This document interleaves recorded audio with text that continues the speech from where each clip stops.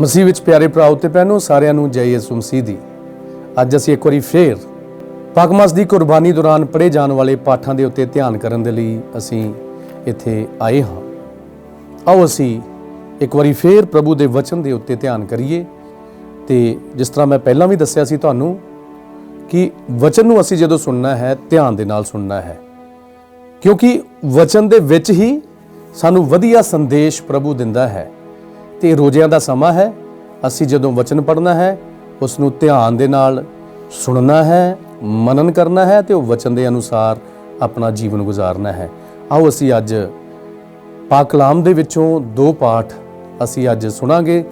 ਪਹਿਲਾ ਪਾਠ ਹੈ ਯਸ਼ਾਇਆ ਨਬੀ ਦੀ ਪੁਸਤਕ, ਉਸ ਦਾ 58 ਬਾਬ 9 ਆਇਤ ਤੋਂ ਲੈ ਕੇ 14 ਆਇਤ ਤੱਕ। ਤੇ ਅੱਜ ਦੀ ਜੋ ਅੰਜੀਲ ਹੈ ਲੂਕਾ ਦੀ ਅੰਜੀਲ, ਉਸ ਦਾ 5ਵਾਂ ਅਧਿਆਇ 27 ਤੋਂ 32 ਆਇਤ ਤੱਕ। ਆਓ ਅਸੀਂ ਇਹਨਾਂ ਪਾਠਾਂ ਨੂੰ ਸੁਣੀਏ ਅਤੇ ਇਹਨਾਂ ਦੇ ਉੱਤੇ ਅਸੀਂ ਧਿਆਨ ਕਰੀਏ। ਪਾਠ ਪਹਿਲਾ, ਯਸ਼ਾਇਆ ਨਬੀ ਦੀ ਪੁਸਤਕ, ਉਸ ਦਾ 58 ਬਾਬ 9 ਤੋਂ 14 ਆਇਤ ਤੱਕ। ਜਦੋਂ ਤੁਸੀਂ ਪ੍ਰਾਰਥਨਾ ਕਰੋਗੇ ਤਾਂ ਮੈਂ ਉੱਤਰ ਦੇਵਾਂਗਾ, ਅਤੇ ਜਦੋਂ ਤੁਸੀਂ ਮੈਨੂੰ ਸੱਦੋਗੇ ਤਾਂ ਮੈਂ ਤੁਹਾਡੀ ਸੁਣਾਂਗਾ। ਜੇਕਰ ਤੁਸੀਂ ਆਪਣੇ ਵਿੱਚ ਹੋਣ ਵਾਲੇ ਅਤਿਆਚਾਰਾਂ ਦੀ ਨਿੰਦਾ ਨੂੰ ਅਤੇ ਹਰ ਬੁਰੇ ਕੰਮ ਨੂੰ ਬੰਦ ਕਰੋਗੇ, ਜੇਕਰ ਤੁਸੀਂ ਭੁੱਖਿਆਂ ਨੂੰ ਭੋਜਨ ਦੇਵੋਗੇ ਅਤੇ ਲੋੜਵੰਦਾਂ ਦੀ ਲੋੜ ਪੂਰੀ ਕਰੋਗੇ, ਤਾਂ ਤੁਹਾਡੇ ਚਾਰੇ ਪਾਸੇ ਦਾ ਹਨੇਰਾ ਦੁਪਹਿਰ ਦੀ ਲੋਗ ਵਾਂਗ ਹੋ ਜਾਵੇਗਾ। ਮੈਂ ਹਮੇਸ਼ਾ ਤੁਹਾਡੀ ਅਗਵਾਈ ਕਰਾਂਗਾ ਅਤੇ ਤੁਹਾਨੂੰ ਹਰ ਚੰਗੀ ਚੀਜ਼ ਨਾਲ ਰਜਾਵਾਂਗਾ। ਮੈਂ ਤੁਹਾਨੂੰ ਸਿਹਤਮੰਦ ਅਤੇ ਚੰਗਾ ਰੱਖਾਂਗਾ। ਤੁਸੀਂ ਉਸ ਬਾਗ ਦੇ ਵਾਂਗ ਹੋਵੋਗੇ ਜਿਸ ਦੀ ਸਿੰਜਾਈ ਲਈ ਕਾਫੀ ਪਾਣੀ ਹੁੰਦਾ ਹੈ। ਤੁਸੀਂ ਉਸ ਚਸ਼ਮੇ ਦੀ ਤਰ੍ਹਾਂ ਹੋਵੋਗੇ ਜਿਸ ਦਾ ਪਾਣੀ ਕਦੀ ਸੁੱਕਦਾ ਨਹੀਂ ਹੋਵੇ। ਤੁਹਾਡੇ ਲੋਕ ਪੁਰਾਣੀਆਂ ਨੀਹਾਂ ਉੱਤੇ ਹੀ ਉੱਜੜ ਚੁੱਕੀਆਂ ਇਮਾਰਤਾਂ ਉਸਾਰਨਗੇ। ਤਾਂ ਤੁਸੀਂ ਇਸ ਤਰ੍ਹਾਂ ਜਾਣ ਜਾਓਗੇ, ਅਰਥਾਤ ਕੰਧਾਂ ਅਤੇ ਘਰਾਂ ਦੇ ਚੁਬਾਰੇ ਬਣਾਉਣ ਵਾਲੇ ਲੋਕ। ਪ੍ਰਭੂ ਕਹਿੰਦਾ ਹੈ, ਜੇਕਰ ਤੁਸੀਂ ਸਬਤ ਦੇ ਦਿਨ ਨੂੰ ਪਵਿੱਤਰ ਮੰਨੋਗੇ ਅਤੇ ਉਸ ਦਿਨ ਨੂੰ ਆਪਣੇ ਲਾਭ ਲਈ ਨਹੀਂ ਵਰਤੋਗੇ, ਅਰਥਾਤ ਜੇਕਰ ਤੁਸੀਂ ਮੇਰੇ ਪਵਿੱਤਰ ਦਿਨ ਦੀ ਠੀਕ ਵਰਤੋਂ ਕਰੋਗੇ ਅਤੇ ਇਸ ਦਿਨ ਨਾ ਯਾਤਰਾ, ਨਾ ਕੰਮ ਅਤੇ ਨਾ ਵਿਅਰਥ ਗੱਲਬਾਤ ਕਰੋਗੇ, ਤਾਂ ਤੁਸੀਂ ਉਹ ਖੁਸ਼ੀ ਪ੍ਰਾਪਤ ਕਰੋਗੇ ਜੋ ਮੇਰੀ ਸੇਵਾ ਕਰਨ ਤੋਂ ਮਿਲਦੀ ਹੈ। ਮੈਂ ਤੁਹਾਡਾ ਮਾਣ ਸਾਰੇ ਸੰਸਾਰ ਵਿੱਚ ਫੈਲਾਵਾਂਗਾ ਅਤੇ ਤੁਸੀਂ ਉਸ ਧਰਤੀ ਨੂੰ ਮਾਣੋਗੇ ਜੋ ਮੈਂ ਤੁਹਾਡੇ ਪੁਰਖੇ ਯਾਕੂਬ ਨੂੰ ਦਿੱਤੀ ਸੀ। ਇਹ ਮੇਰੇ ਪ੍ਰਭੂ ਦੇ ਬੋਲੇ ਵਚਨ ਹਨ। ਇਹ ਪ੍ਰਭੂ ਦੀ ਬਾਣੀ ਹੈ। ਖੁਦਾ ਦਾ ਸ਼ੁਕਰ ਹੋਵੇ। ਪ੍ਰਭੂ ਤੁਹਾਡੇ ਨਾਲ ਹੋਵੇ ਅਤੇ ਤੁਹਾਡੀ ਰੂਹ ਨਾਲ ਵੀ ਹੋਵੇ। ਪਾਠ ਪਵਿੱਤਰ ਅੰਜੀਲ ਲੂਕਾ ਦੇ ਅਨੁਸਾਰ। ਤੇਰੀ ਵਡਿਆਈ ਹੋਵੇ ਐ ਪ੍ਰਭੂ। ਇਸ ਦੇ ਬਾਅਦ ਯਿਸੂ ਬਾਹਰ ਨਿਕਲਿਆ ਅਤੇ ਲੇਵੀ ਨਾਂ ਦੇ ਇੱਕ ਮਸੂਲੀਏ ਨੂੰ ਚੁੰਗੀ ਘਰ ਵਿੱਚ ਬੈਠੇ ਦੇਖਿਆ ਅਤੇ ਉਸ ਨੂੰ ਕਿਹਾ, ਮੇਰੇ ਪਿੱਛੇ ਚੱਲ ਪਾਓ। ਉਸਨੇ ਆਪਣਾ ਸਭ ਕੁਝ ਤਿਆਗ ਦਿੱਤਾ ਅਤੇ ਉੱਠ ਕੇ ਉਸ ਦੇ ਪਿੱਛੇ ਚੱਲ ਪਿਆ। ਲੇਵੀ ਨੇ ਉਸ ਦੇ ਲਈ ਆਪਣੇ ਘਰ ਵਿੱਚ ਇੱਕ ਵੱਡਾ ਭੋਜ ਦਿੱਤਾ। ਉੱਥੇ ਉਹਨਾਂ ਦੇ ਨਾਲ ਵੱਡੀ ਗਿਣਤੀ ਵਿੱਚ ਮਸੂਲੀਏ ਅਤੇ ਹੋਰ ਦੂਜੇ ਲੋਕ ਭੋਜਨ ਦੇ ਲਈ ਬੈਠੇ ਸਨ। ਤਦ ਫਰੀਸੀ ਅਤੇ ਉਹਨਾਂ ਦੇ ਧਰਮ ਗ੍ਰੰਥੀ ਯਿਸੂ ਦੇ ਚੇਲਿਆਂ ਦੇ ਖਿਲਾਫ ਇਹ ਕਹਿੰਦੇ ਹੋਏ ਬੁੜਬੁੜਾਏ, ਤੁਸੀਂ ਮਸੂਲੀਏ ਅਤੇ ਪਾਪੀਆਂ ਦੇ ਨਾਲ ਕਿਉਂ ਖਾਂਦੇ ਪੀਂਦੇ ਹੋ? ਯਿਸੂ ਨੇ ਉਹਨਾਂ ਨੂੰ ਉੱਤਰ ਦਿੱਤਾ, ਨਰੋਇਆਂ ਨੂੰ ਵੈਦ ਦੀ ਲੋੜ ਨਹੀਂ ਹੈ, ਸਗੋਂ ਰੋਗੀਆਂ ਨੂੰ ਹੈ। ਮੈਂ ਧਰਮੀਆਂ ਨੂੰ ਨਹੀਂ, ਸਗੋਂ ਪਾਪੀਆਂ ਨੂੰ ਪਛਤਾਵੇ ਦੇ ਲਈ ਬੁਲਾਉਣ ਦੇ ਲਈ ਆਇਆ ਹਾਂ। प्रभु दी अंजील। तेरी महिमा होवे ऐ मसीहा।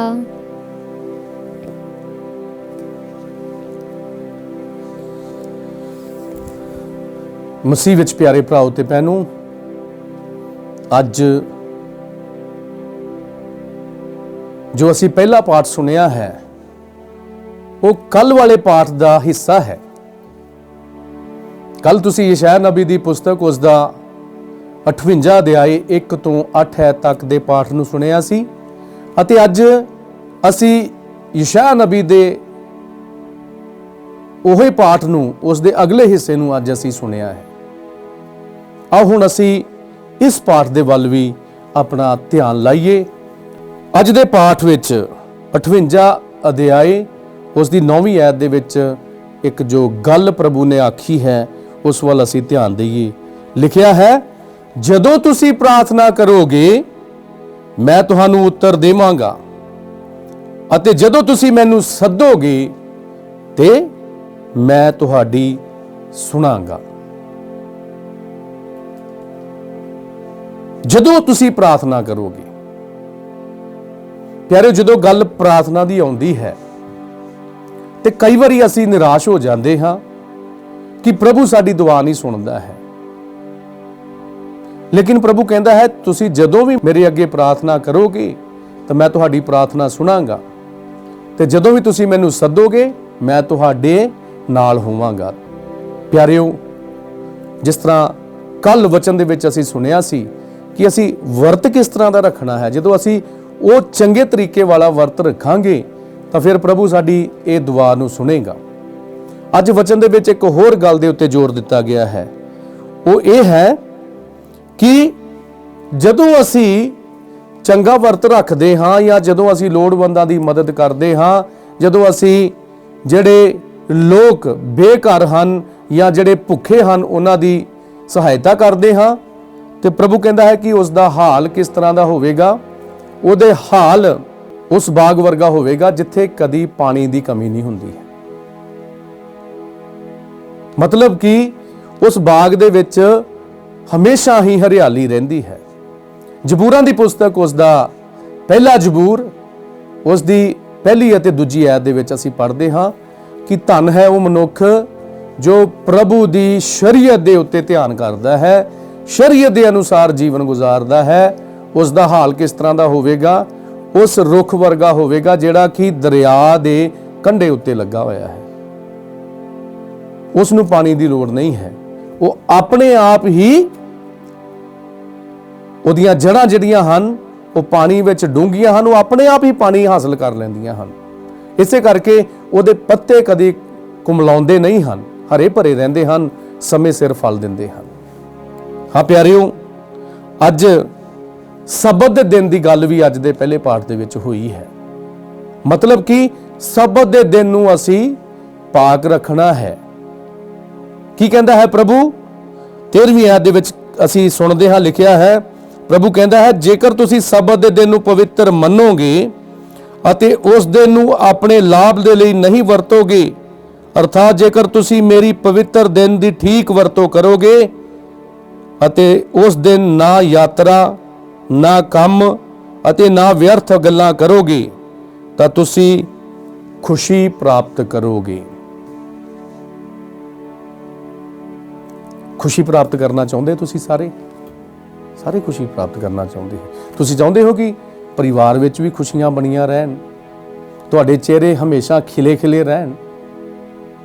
ਤੁਸੀਂ ਕਈ ਵਾਰੀ ਕਈ ਪਰਿਵਾਰਾਂ ਦੇ ਵਿੱਚ ਜਦੋਂ ਤੁਸੀਂ ਜਾਂਦੇ ਹੋ, ਵਿਚਰਦੇ ਹੋ, ਤਾਂ ਤੁਹਾਨੂੰ ਪਤਾ ਲੱਗਦਾ ਹੈ ਕਿ ਉਹ ਪਰਿਵਾਰ ਵਿੱਚ ਖੁਸ਼ੀ ਨਹੀਂ ਹੈ। ਸਭ ਕੁਝ ਹੋਏਗਾ, ਚੰਗਾ ਘਰ ਹੋਏਗਾ, ਗੱਡੀ ਹੈ, ਸਾਰੇ ਵਧੀਆ ਕਾਰੋਬਾਰ ਹਨ, ਲੇਕਿਨ ਖੁਸ਼ੀ ਨਹੀਂ ਹੈ। ਉਹ ਖੁਸ਼ੀ ਕਦੋਂ ਮਿਲਣੀ ਹੈ? ਜਦੋਂ ਅਸੀਂ ਖੁਦਾ ਦੇ ਹੁਕਮਾਂ ਦੀ ਪਾਲਣਾ ਕਰਾਂਗੇ। ਜਦੋਂ ਅਸੀਂ ਖੁਦਾ ਦੇ ਹੁਕਮਾਂ ਦੀ ਪਾਲਣਾ ਸ਼ੁਰੂ ਕਰ ਦਿੱਤੀ ਤਾਂ ਖੁਸ਼ੀਆਂ ਸਾਡੇ ਪਰਿਵਾਰ ਵਿੱਚ ਆ ਜਾਣਗੀਆਂ। ਤੀਸਰਾ ਹੁਕਮ ਕੀ ਹੈ? ਖੁਦਾ ਦਾ ਜੋ ਤੀਜਾ ਹੁਕਮ ਹੈ ਉਹ ਕੀ ਹੈ? ਕੀ ਹੈ ਤੀਸਰਾ ਹੁਕਮ? ਖੁਦਾ ਦੇ 10 ਹੁਕਮ ਤੁਹਾਨੂੰ ਸਾਰਿਆਂ ਨੂੰ ਆਉਂਦੇ ਆ ਨਾ? ਤਲੀਮ ਦੇ ਵਿੱਚ ਅੱਜ ਕੱਲ੍ਹ ਤਲੀਮ ਦੇ ਪੇਪਰ ਆਉਣ ਵਾਲੇ ਹਨ, ਬੱਚੇ ਤਿਆਰੀ ਕਰ ਰਹੇ ਨੇ। ਹੁਣ ਅਸੀਂ ਇਹ ਖੁਦਾ ਦੇ ਹੁਕਮਾਂ ਨੂੰ ਜਾਣਨਾ ਹੈ। ਕੀ ਹੈ ਤੀਜਾ ਹੁਕਮ? ਪਤਾ ਹੈ? ਪਹਿਲਾ ਹੁਕਮ ਕੀ ਹੈ? ਇੱਕੋ ਖੁਦਾ ਨੂੰ ਮੰਨਣਾ, ਉਸੇ ਇਕੱਲੇ ਦੀ ਬੰਦਗੀ ਤੇ ਉਹਨੂੰ ਸਿਜਦਾ ਕਰਨਾ। ਦੂਜਾ, ਖੁਦਾ ਦਾ ਨਾਂ ਬੇਫਾਇਦਾ ਨਹੀਂ ਲੈਣਾ। ਅਤੇ ਤੀਜਾ, ਖੁਦਾ ਦਾ ਦਿਨ ਪਾਕ ਰੱਖਣਾ, ਉਹਦੇ ਵਿੱਚ ਬਦਨੀ ਮਿਹਨਤ ਦਾ ਕੰਮਕਾਜ ਨਹੀਂ ਕਰਨਾ। ਤੇ ਉਹੀ ਗੱਲ ਅੱਜ ਯਸ਼ਾਇਆ ਨਬੀ ਦੇ ਰਾਹੀਂ ਪ੍ਰਭੂ ਸਾਨੂੰ ਕਹਿ ਰਿਹਾ ਹੈ ਕਿ ਤੁਸੀਂ ਸਬਤ ਦੇ ਦਿਨ ਨੂੰ ਪਾਕ ਰੱਖਣਾ ਹੈ। ਕੀ ਕਰਨਾ ਹੈ ਉਸ ਦਿਨ? ਉਸ ਦਿਨ ਤੁਸੀਂ ਸਬਤ ਦੇ ਦਿਨ ਨੂੰ ਆਪਣੇ ਫਾਇਦੇ ਦੇ ਲਈ ਕੰਮ ਨਹੀਂ ਕਰਨਾ ਹੈ। ਹੁਣ ਕਿੰਨੇ ਲੋਕ ਹਨ ਜੋ ਸਬਤ ਦੇ ਦਿਨ ਹੀ ਕੰਮ ਤੇ ਜਾਂਦੇ ਹਨ, ਭਾਵੇਂ ਬਾਕੀ ਦਿਨਾਂ ਦੇ ਵਿੱਚ ਘਰੇ ਬੈਠੇ ਰਹਿਣ, ਲੇਕਿਨ ਜਿੱਦਣ ਐਤਵਾਰ ਦਾ ਦਿਨ ਜਾਂ ਖੁਦਾ ਦੀ ਸਬਤ ਦਾ ਦਿਨ ਆਉਂਦਾ ਹੈ, ਉਦਣ ਹੀ ਕੰਮ ਤੇ ਚਲੇ ਜਾਂਦੇ ਹਨ। ਪਿਆਰਿਓ, ਖੁਦਾ ਨੇ ਸਾਨੂੰ 6 ਦਿਨ ਦਿੱਤੇ ਹਨ ਕੰਮ ਕਰਨ ਦੇ ਲਈ, ਤੇ 7ਵੇਂ ਦਿਨ ਅਸੀਂ ਉਹਦੇ ਲਈ ਸਮਾਂ ਕੱਢਣਾ ਹੈ। ਕਿੰਨਾ ਸਮਾਂ ਕੱਢਦੇ ਹਾਂ? ਵੱਧ ਤੋਂ ਵੱਧ 2 ਘੰਟੇ ਜਾਂ 3 ਘੰਟੇ ਦੁਆ ਬੰਦਗੀ ਹੁੰਦੀ ਹੈ ਗਿਰਜੇ ਦੇ ਵਿੱਚ। ਕਿ ਅਸੀਂ ਉਹ ਵੀ ਸਮਾਂ ਪ੍ਰਭੂ ਨੂੰ ਨਹੀਂ ਦੇ ਸਕਦੇ ਹਾਂ? ਫਿਰ ਖੁਸ਼ੀ ਕਿੱਥੋਂ ਆਉਣੀ ਹੈ? ਜੇਕਰ ਅਸੀਂ ਸੱਚਮੁੱਚ ਚਾਹੁੰਦੇ ਹਾਂ ਕਿ ਸਾਡੇ ਪਰਿਵਾਰ ਵਿੱਚ ਖੁਸ਼ੀਆਂ ਹੋਣ, ਪ੍ਰਭੂ ਦੀਆਂ ਬਰਕਤਾਂ ਬਣੀਆਂ ਰਹਿਣ, ਤਾਂ ਫਿਰ ਅਸੀਂ ਸਬਤ ਦੇ ਦਿਨ ਨੂੰ ਪਵਿੱਤਰ ਰੱਖਣਾ ਹੈ। ਉਸ ਦਿਨ ਅਸੀਂ ਗਿਰਜੇ ਜਾਣਾ ਹੈ, ਪੂਰੀ ਦੁਆ ਬੰਦਗੀ ਦੇ ਵਿੱਚ ਹਿੱਸਾ ਲੈਣਾ ਹੈ। ਮੈਨੂੰ ਹਮੇਸ਼ਾ ਹੀ ਕੋਈ ਨਾ ਕੋਈ ਜਦੋਂ ਫੋਨ ਕਰਦਾ ਹੈ ਤਾਂ ਮੇਨ ਉਹਨਾਂ ਦੀ ਪ੍ਰੋਬਲਮ ਇਹੋ ਹੀ ਹੁੰਦੀ ਹੈ ਕਿ ਫਾਦਰ ਜੀ, ਘਰ ਦੇ ਵਿੱਚ ਖੁਸ਼ੀ ਨਹੀਂ ਹੈ, ਘਰ ਦੇ ਵਿੱਚ ਬਰਕਤ ਨਹੀਂ ਹੈਗੀ ਹੈ। ਤੇ ਮੈਂ ਉਹਨਾਂ ਨੂੰ ਇਹੋ ਹੀ ਸਵਾਲ ਪੁੱਛਦਾ ਹੁੰਦਾ ਹਾਂ ਕਿ ਤੁਸੀਂ ਐਤਵਾਰ ਦੇ ਦਿਨ, ਖੁਦਾ ਦੇ ਦਿਨ ਨੂੰ ਪਾਕ ਰੱਖਦੇ ਹੋ, ਵਚਨ ਪੜ੍ਹਦੇ ਹੋ? ਤੇ ਜਦੋਂ ਉਹ ਕਹਿੰਦੇ ਹਨ ਕਿ ਨਹੀਂ ਰੱਖਦੇ ਹਾਂ, ਨਹੀਂ ਵਚਨ ਪੜ੍ਹਦੇ ਹਾਂ, ਤੇ ਮੈਂ ਕਹਿੰਦਾ ਹੁੰਦਾ ਕਿ ਬਸ ਇਹੋ ਹੀ ਹੈ ਕਮੀ, ਜੋ ਅੱਜ ਯਸ਼ਾਇਆ ਨਬੀ ਨੇ ਵੀ ਸਾਨੂੰ ਇਸ ਤੋਂ ਜਾਣੂ ਕਰਾਇਆ ਹੈ ਕਿ ਖੁਸ਼ੀ ਤਾਦੀ ਹੋਵੇਗੀ ਜਦੋਂ ਅਸੀਂ ਖੁਦਾ ਦੇ ਦਿਨ ਨੂੰ ਪਾਕ ਰੱਖਾਂਗੇ। ਹੋਰ ਕੀ ਕਰਨਾ ਹੈ ਖੁਦਾ ਦੇ ਦਿਨ ਨੂੰ ਪਾਕ ਰੱਖਣ ਦੇ ਲਈ? ਕਹਿੰਦਾ ਹੈ ਕਿ ਨਾ ਯਾਤਰਾ ਕਰਨੀ ਹੈ, ਤੁਸੀਂ ਲੰਮੀ ਯਾਤਰਾ ਕਰਨੀ ਹੈ, ਅਤੇ ਨਾ ਹੀ ਕੰਮਕਾਜ ਕਰਨੇ ਹਨ। ਯਾਤਰਾਵਾਂ ਕਰਨੀਆਂ ਬੰਦ ਕਰ ਦਿਓ, ਕਿਉਂਕਿ ਅਸੀਂ ਆਮ ਕਰਕੇ ਹੀ ਐਤਵਾਰ ਦੇ ਦਿਨ ਹੀ ਆਪਣੇ ਰਿਸ਼ਤੇਦਾਰਾਂ ਕੋਲ ਜਾਂਦੇ ਹਾਂ। ਜਿੱਥੇ ਜਾਣਾ ਹੈ ਉਹ ਵੀ ਜ਼ਰੂਰੀ ਹੈ, ਲੇਕਿਨ ਇੱਕ ਗੱਲ ਤੁਸੀਂ ਯਾਦ ਰੱਖਣੀ ਹੈ ਕਿ ਖੁਦਾ ਦੇ ਦਿਨ ਨੂੰ ਤੁਸੀਂ ਪਾਕ ਰੱਖਣਾ ਹੈ। ਅੱਗੇ ਇੱਕ ਹੋਰ ਗੱਲ ਲਿਖੀ ਹੈ ਕਿ ਨਾ ਵਿਅਰਥ ਦੀਆਂ ਗੱਲਾਂ ਕਰਨੀਆਂ ਹਨ। ਵਿਅਰਥ ਦੀਆਂ ਗੱਲਾਂ ਤੋਂ ਕੀ ਭਾਵ ਹੈ? ਵਿਅਰਥ ਦੀਆਂ ਗੱਲਾਂ ਕੀ? ਫਾਲਤੂ ਹੀ ਗੱਲਾਂ ਕਰੀ ਜਾਣੀਆਂ, ਚੁਗਲੀਆਂ ਕਰੀ ਜਾਣੀਆਂ, ਨਿੰਦਿਆ ਕਰੀ ਜਾਣੀ। ਸਾਡਾ ਮੇਨ ਮਕਸਦ ਹੈ ਕਿ ਅਸੀਂ ਪ੍ਰਭੂ ਦੀਆਂ ਗੱਲਾਂ ਵੱਲ ਧਿਆਨ ਦੇਈਏ, ਬੱਚਿਆਂ ਨੂੰ ਵੀ ਪ੍ਰਭੂ ਦੀਆਂ ਗੱਲਾਂ ਸੁਣਾਈਏ। ਆਪਸ ਵਿੱਚ ਵੀ ਜਦੋਂ ਅਸੀਂ ਗੱਲਾਂ ਬਾਤਾਂ ਕਰਦੇ ਹਾਂ, ਐਤਵਾਰ ਦੇ ਦਿਨ ਅਸੀਂ ਵਚਨ ਦੇ ਉੱਤੇ ਧਿਆਨ ਰੱਖੀਏ, ਵਚਨ ਦੇ ਉੱਤੇ ਸਾਡਾ ਧਿਆਨ ਕੇਂਦਰਿਤ ਹੋਵੇ। ਹਾਂ ਪਿਆਰਿਓ, ਜਦੋਂ ਅਸੀਂ ਇਹੋ ਜਿਹੇ ਕੰਮ ਕਰਾਂਗੇ ਤਾਂ ਫੇਰ ਹੀ ਪ੍ਰਭੂ ਸਾਡੀ ਪ੍ਰਾਰਥਨਾ ਸੁਣੇਗਾ, ਅਤੇ ਜਦੋਂ ਵੀ ਅਸੀਂ ਉਸ ਨੂੰ ਪੁਕਾਰਾਂਗੇ ਉਹ ਸਾਡੇ ਨਾਲ ਹੋਵੇਗਾ। ਯਿਰਮੀਆ 33:3 ਵਿੱਚ ਲਿਖਿਆ ਹੈ, ਤੂੰ ਮੈਨੂੰ ਪੁਕਾਰ ਅਤੇ ਮੈਂ ਤੈਨੂੰ ਉੱਤਰ ਦੇਵਾਂਗਾ। ਉੱਤਰ ਪ੍ਰਭੂ ਦੇਵੇਗਾ, ਜ਼ਰੂਰ ਦੇਵੇਗਾ। ਤੁਸੀਂ ਕਦੇ ਵੀ ਸ਼ਰਮਿੰਦਾ ਨਹੀਂ ਹੋਣਾ ਜਾਂ ਕਦੇ ਵੀ ਨਿਰਾਸ਼ ਨਹੀਂ ਹੋਣਾ ਜਦੋਂ ਤੁਹਾਡੀ ਦੁਆ ਨਹੀਂ ਸੁਣੀ ਗਈ ਹੈ। ਇਹਦਾ ਮਤਲਬ ਹੈ ਨਹੀਂ ਸੁਣੀ ਗਈ ਹੈ ਤੇ ਕੋਈ ਨਾ ਕੋਈ ਤੁਹਾਡੇ ਲਈ ਬਹੁਤ ਵਧੀਆ ਖੁਦਾ ਨੇ ਹੋਰ ਬਰਕਤ ਲੁਕਾ ਕੇ ਰੱਖੀ ਹੈ, ਜਾਂ ਤੁਹਾਡੇ ਵਿੱਚ ਕੋਈ ਕਮੀ ਹੈ। ਕਮੀ ਕੀ ਹੋਏਗੀ ਕਿ ਅਸੀਂ ਖੁਦਾ ਦੇ ਦਿਨ ਨੂੰ ਪਾਕ ਨਹੀਂ ਰੱਖਦੇ ਹਾਂ, ਉਹਦੇ ਕਲਾਮ ਨੂੰ ਨਹੀਂ ਸੁਣਦੇ ਹਾਂ, ਉਹਦੇ ਵਚਨਾਂ ਅਨੁਸਾਰ ਜੀਵਨ ਨਹੀਂ ਗੁਜ਼ਾਰਦੇ ਹਾਂ। ਇਹੋ ਹੀ ਕਮੀ ਹੋ ਸਕਦੀ ਹੈ, ਹੋਰ ਕੋਈ ਵੀ ਕਮੀ ਨਹੀਂ ਹੈ ਕਿ ਜਿਹਦੇ ਕਰਕੇ ਖੁਦਾ ਸਾਡੀ ਆਵਾਜ਼ ਨੂੰ, ਸਾਡੀ ਦੁਆ ਨੂੰ ਨਾ ਸੁਣੇ। ਪਿਆਰਿਓ, ਅੱਜ ਦੀ ਅੰਜੀਲ ਦੇ ਵੱਲ ਅਸੀਂ ਥੋੜਾ ਜਿਹਾ ਧਿਆਨ ਕਰੀਏ। ਅੰਜੀਲ ਵਿੱਚ ਪ੍ਰਭੂ ਕਹਿੰਦਾ ਹੈ ਕਿ ਬਿਮਾਰਾਂ ਨੂੰ ਵੈਦ ਦੀ ਲੋੜ ਹੈ, ਨਰੋਇਆਂ ਨੂੰ ਨਹੀਂ ਹੈ। ਇਸ ਦਾ ਕੀ ਭਾਵ ਹੈ? ਮਤਲਬ ਹੈ ਕਿ ਜਿਹੜਾ ਚੰਗਾ ਭਲਾ ਬੰਦਾ ਹੈ ਉਹ ਜਾ ਕੇ ਡਾਕਟਰ ਕੋ ਦਵਾਈ ਦਾਰੂ ਲੈਂਦਾ ਹੈ? ਸਿਰਫ ਜਿਹਨੂੰ ਕੋਈ ਨੁਕਸ ਹੈ, ਜਿਹਨੂੰ ਕੋਈ ਦੁੱਖ ਤਕਲੀਫ ਹੈ, ਉਹੀ ਡਾਕਟਰ ਦੇ ਕੋਲ ਜਾ ਕੇ ਦਵਾਈ ਲੈਂਦਾ ਹੈ। ਤੇ ਪ੍ਰਭੂ ਕਹਿੰਦਾ ਹੈ ਕਿ ਬਸ ਬਿਮਾਰਾਂ ਨੂੰ ਹੀ ਦਵਾਈ ਦੀ ਲੋੜ ਹੈ।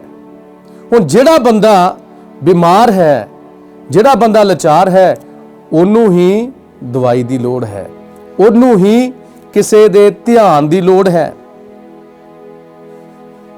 ਤੇ ਅੱਜ ਪ੍ਰਭੂ ਯਿਸੂ ਮੱਤੀ ਮਸੂਲੀਏ ਦੇ ਘਰ ਵਿੱਚ ਜਾਂਦਾ ਹੈ, ਕਿਉਂਕਿ ਉਸ ਨੂੰ ਲੋੜ ਸੀ, ਉਹ ਪਾਪ ਵਿੱਚ ਸੀ ਤੇ ਪ੍ਰਭੂ ਉਸ ਨੂੰ ਪਾਪ ਤੋਂ ਬਚਾਉਣ ਦੇ ਲਈ ਉਹਦੇ ਘਰ ਵਿੱਚ ਜਾਂਦਾ ਹੈ, ਉਹਦੇ ਨਾਲ ਭੋਜਨ ਕਰਦਾ ਹੈ। ਤੇ ਫਿਰ ਪ੍ਰਭੂ ਕਹਿੰਦਾ ਹੈ, ਮੈਂ ਧਰਮੀਆਂ ਨੂੰ ਨਹੀਂ, ਮੈਂ ਪਾਪੀਆਂ ਨੂੰ ਸੱਦਣ ਦੇ ਲਈ ਆਇਆ ਹਾਂ। ਪਿਆਰਿਓ, ਰੋਜ਼ਿਆਂ ਦੇ ਸਮੇਂ ਦੇ ਵਿੱਚ ਅਸੀਂ ਆਪਣੇ ਆਪ ਨੂੰ ਪ੍ਰਭੂ ਦੇ ਅੱਗੇ ਸਮਰਪਿਤ ਕਰੀਏ, ਆਪਣੇ ਪਾਪਾਂ ਵਾਲੇ ਜੀਵਨ ਨੂੰ। ਜੇ ਮੈਂ ਤੁਹਾਨੂੰ ਸਾਰਿਆਂ ਨੂੰ ਪੁੱਛ ਲਿਆ ਨਾ ਕਿ ਤੁਹਾਡੇ ਵਿੱਚੋਂ ਕਿੰਨੇ ਜਣੇ ਧਰਮੀ ਹਨ, ਸਾਰਿਆਂ ਨੇ ਕਹਿਣਾ ਸਾਡੇ ਵਿੱਚੋਂ ਕੋਈ ਵੀ ਧਰਮੀ ਨਹੀਂ ਹੈ, ਮੈਂ ਤੇ ਸਭ ਤੋਂ ਵੱਡਾ ਪਾਪੀ ਹਾਂ। ਤੇ ਉਹ ਗੱਲ ਵੀ ਸਹੀ ਹੈ, ਅਸੀਂ ਸਾਰੇ ਪਾਪੀ ਹਾਂ, ਸਾਰੇ ਹੀ ਪਾਪੀ ਹਾਂ ਅਤੇ ਸਾਨੂੰ ਸਾਰਿਆਂ ਨੂੰ ਪ੍ਰਭੂ ਦੀ ਲੋੜ ਹੈ। ਸਾਨੂੰ ਇਹ ਲੋੜ ਹੈ ਕਿ ਪ੍ਰਭੂ ਸਾਡੇ ਘਰ ਵਿੱਚ ਆਵੇ, ਇਹ ਲੋੜ ਹੈ ਕਿ ਪ੍ਰਭੂ ਸਾਡੇ ਨਾਲ ਭੋਜਨ ਕਰੇ। ਪ੍ਰਭੂ ਅੱਜ ਪ੍ਰਕਾਸ਼ ਦੀ ਪੋਥੀ ਉਸ ਦਾ 3 ਅਧਿਆਇ 20 ਐਤ ਦੇ ਵਿੱਚ ਅਸੀਂ ਪੜ੍ਹਦੇ ਹਾਂ, ਲਿਖਿਆ ਹੈ ਕਿ ਮੈਂ ਤੁਹਾਡੇ ਦਿਲਾਂ ਦੇ ਉੱਤੇ ਖੜਾ ਖਟਖਟਾ ਰਿਹਾ ਹਾਂ, ਤੁਸੀਂ ਦਰਵਾਜ਼ਾ ਖੋਲੋ, ਮੈਂ ਤੁਹਾਡੇ ਨਾਲ ਅੰਦਰ ਆ ਕੇ ਭੋਜਨ ਕਰਾਂਗਾ। ਦੇਖੋ, ਅੱਜ ਮੱਤੀ ਨੂੰ ਜਦੋਂ ਪ੍ਰਭੂ ਨੇ ਸੱਦਾ ਦਿੱਤਾ ਤੇ ਮੱਤੀ ਇੱਕੋ ਦਮ ਉੱਠ ਕੇ ਯਿਸੂ ਦੇ ਪਿੱਛੇ ਆ ਗਿਆ ਅਤੇ ਆਪਣੇ ਘਰ ਵਿੱਚ ਉਸਨੇ ਇੱਕ ਵੱਡੀ ਦਾਵਤ ਦਿੱਤੀ। ਅੱਜ ਪ੍ਰਭੂ ਸਾਡੇ ਵੀ ਦਿਲਾਂ ਤੇ ਖੜਾ ਖਟਖਟਾ ਰਿਹਾ ਹੈ ਕਿ ਤੁਸੀਂ ਵੀ ਆਪਣੇ ਆਪ ਨੂੰ ਬਦਲੋ, ਆਪਣੇ ਪਾਪਾਂ ਵਾਲੇ ਜੀਵਨ ਨੂੰ ਛੱਡ ਦਿਓ। ਤਾਂ ਕੀ ਹੋਵੇਗਾ ਫਿਰ? ਪ੍ਰਭੂ ਆਪ ਆ ਕੇ ਸਾਡੇ ਘਰ ਦੇ ਵਿੱਚ ਨਿਵਾਸ ਕਰੇਗਾ, ਸਾਡੇ ਨਾਲ ਭੋਜਨ ਕਰੇਗਾ ਅਤੇ ਨਾਲ ਹੀ ਨਾਲ ਸਾਨੂੰ ਸ਼ੁੱਧ ਕਰੇਗਾ। ਯਸ਼ਾਇਆ ਨਬੀ ਦੀ ਜੋ ਆਖਰੀ ਅੱਜ ਦੇ ਪਾਠ ਦੀਆਂ ਜੋ ਆਖਰੀ ਵਚਨ ਹਨ, ਉਹਨਾਂ ਨੂੰ ਅਸੀਂ ਇੱਕ ਵਾਰ ਫੇਰ ਸੁਣੀਏ। ਉੱਥੇ ਲਿਖਿਆ ਹੈ ਕਿ ਮੈਂ ਤੁਹਾਡਾ ਪਰਮੇਸ਼ਵਰ, ਤੁਹਾਡਾ ਮਾਣ ਵਧਾਵਾਂਗਾ, ਤੁਸੀਂ ਉਸ ਧਰਤੀ ਨੂੰ ਮਾਣੋਗੇ ਜੋ ਮੈਂ ਤੁਹਾਡੇ ਪੁਰਖਿਆਂ ਨੂੰ, ਯਾਕੂਬ ਨੂੰ ਦਿੱਤੀ ਸੀ। ਇਹ ਮੇਰੇ ਪ੍ਰਭੂ ਦੇ ਬੋਲੇ ਹੋਏ ਵਚਨ ਹਨ। ਪ੍ਰਭੂ ਸਾਡਾ ਮਾਣ ਵਧਾਵੇਗਾ, ਪ੍ਰਭੂ ਸਾਨੂੰ ਉੱਚਾ ਕਰੇਗਾ। ਹੁਣ ਦੇਖੋ, ਮੱਤੀ ਚਾਹੇ ਉਹ ਦੁਨੀਆ ਦੀਆਂ ਨਜ਼ਰਾਂ ਦੇ ਵਿੱਚ ਇੱਕ ਟੈਕਸ ਲੈਣ ਵਾਲਾ ਸੀ, ਲੇਕਿਨ ਪ੍ਰਭੂ ਦੀਆਂ ਨਜ਼ਰਾਂ ਦੇ ਵਿੱਚ ਉਹ ਇੱਕ ਧਰਮੀ ਬੰਦਾ ਸੀ। ਦੇਖੋ, ਉਹਦਾ ਜੀਵਨ ਬਦਲ ਗਿਆ। ਤੁਸੀਂ ਚਾਹੁੰਦੇ ਹੋ ਕਿ ਪ੍ਰਭੂ ਤੁਹਾਡੇ ਘਰ ਵਿੱਚ ਆਵੇ, ਤੁਹਾਡੇ ਨਾਲ ਭੋਜਨ ਕਰੇ, ਤੁਹਾਡੇ ਨਾਲ ਗੱਲਾਂ ਬਾਤਾਂ ਕਰੇ, ਤਾਂ ਫਿਰ ਅਸੀਂ ਕੀ ਕਰਨਾ ਹੈ? ਆਪਣੇ ਆਪ ਨੂੰ ਪ੍ਰਭੂ ਦੀ ਹਜ਼ੂਰੀ ਵਿੱਚ ਸਮਰਪਿਤ ਕਰਨਾ ਹੈ। ਪ੍ਰਭੂ ਨੂੰ ਆਪਣੇ ਪਾਪਾਂ ਵਾਲੇ ਜੀਵਨ ਦੇ ਨਾਲ ਸਮਰਪਿਤ ਕਰਕੇ ਪ੍ਰਾਰਥਨਾ ਕਰਨੀ ਹੈ ਕਿ ਪ੍ਰਭੂ ਜੀ, ਤੂੰ ਮੇਰੇ ਜੀਵਨ ਨੂੰ ਬਦਲ ਦੇ। ਸੱਚਮੁੱਚ ਪ੍ਰਭੂ ਸਾਡੇ ਨਾਲ ਭੋਜਨ ਕਰੇਗਾ, ਬਰਕਤ ਦੇਵੇਗਾ, ਸਾਡੀਆਂ ਦੁਆਵਾਂ ਨੂੰ ਸੁਣੇਗਾ ਤੇ ਸਾਨੂੰ ਕਦੇ ਵੀ ਸ਼ਰਮਿੰਦਾ ਨਹੀਂ ਹੋਣ ਦੇਵੇਗਾ। ਖੁਦਾ ਸਾਨੂੰ ਸਾਰਿਆਂ ਨੂੰ ਬਰਕਤ ਦੇਵੇ।